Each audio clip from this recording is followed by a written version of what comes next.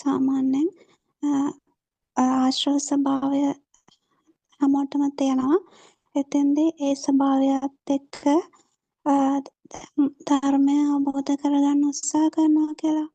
එතකොට ඒ ධර්මය අවබෝධ කරගන්න උත්සාහ කරනකොට අර මේ ආශ්‍රව ස්වභාවය තියෙන ඒ සුදුසුකමක් ඒකට බලපානවා.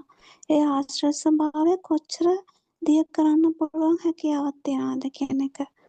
ඒ වගේ දැන් ඒ ඒක ශාස්ත්‍ර ස්වභාවය කුසලයේ තියෙන තැන නේද? ඒ කියන්නේ ඇත්ත ඒක. එතෙන්දී දැන් මේ බාහිර ඇත්ත නෙමෙයි කියන එක දැන් හිතට දැනගත්තට ඒක හරියටම ඒක අත්හැරෙන්න පුළුවන් වෙන්නේ අර මේ එයා පෘථග්ජන භූමියේ ඉන්නකොටත් මේ දේවල් අත්හැරලා තියෙන්න ඕනේ. එයා මේ ධර්මය දන්නේ නැති කාලෙත් පෘථග්ජන භූමියේ ඉන්නකොටත් එයා ඒව අත්හැරලා තියෙන්න ඕනේ මේ දේවල්. ඒ කියන්නේ ඒක තමයි අර කියන්නේ මේ දාන හැම දෙන්න කියලා. ඒ දේවල් ඒවා මේ ඒ ස්වභාවය ඒකට සුදුසු වෙන්න ඕනේ. ඔව් ඒ ඒක වගේ ඇත්ත. දේවල් කරලා. ඔව් ඒ කියන්නේ ඇත්තටම හිතින් අත්හැරෙන්න ඕනේ. මේ බාහිරින් නේද? ඉතින් මෙහෙම ඔව්. එක්කෙනාරන් මිස එයාට එක මේ හැකියාවක් තියෙන්න ඕන අත්හැරෙන්න අන්න කොහොමද. කුසල. ඒකයි ඒක කුසලයේ කියන්නේ.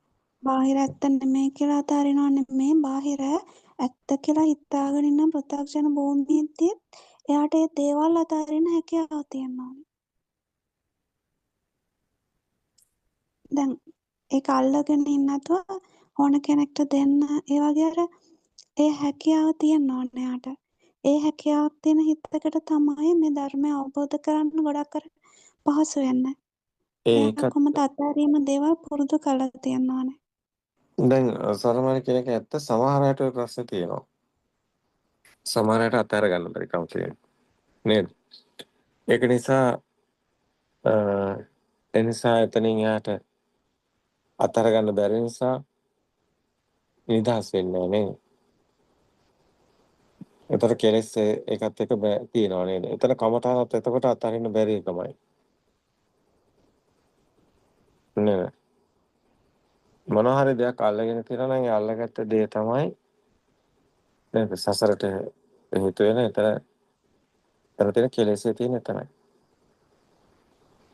හැබැයි මේක තව පැති තියෙනවා නේද? ඒ කියන්නේ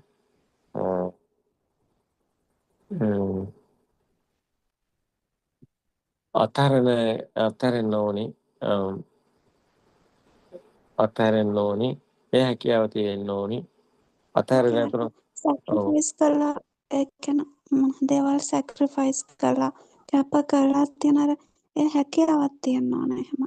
ඒ වගේ ඒක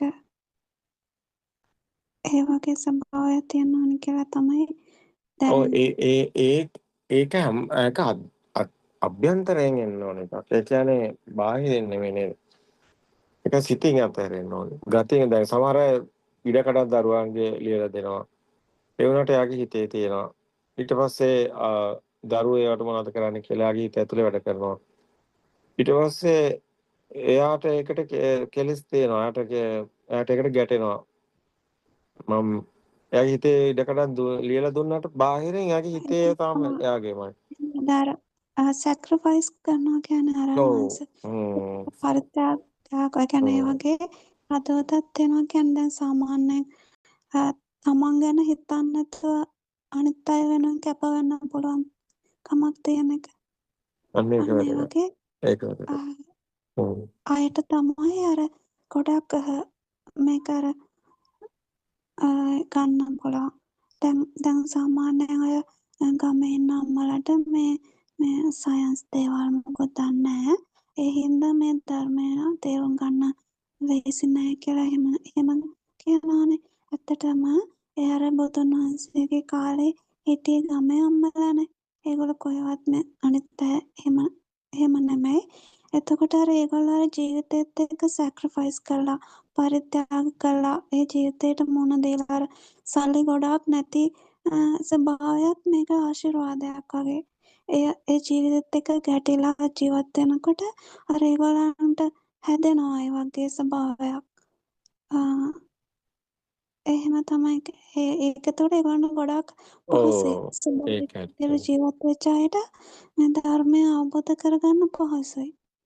ඒ වගේ දේවල් ඒක තියෙනවා. ඒක ඒක ඇත්ත.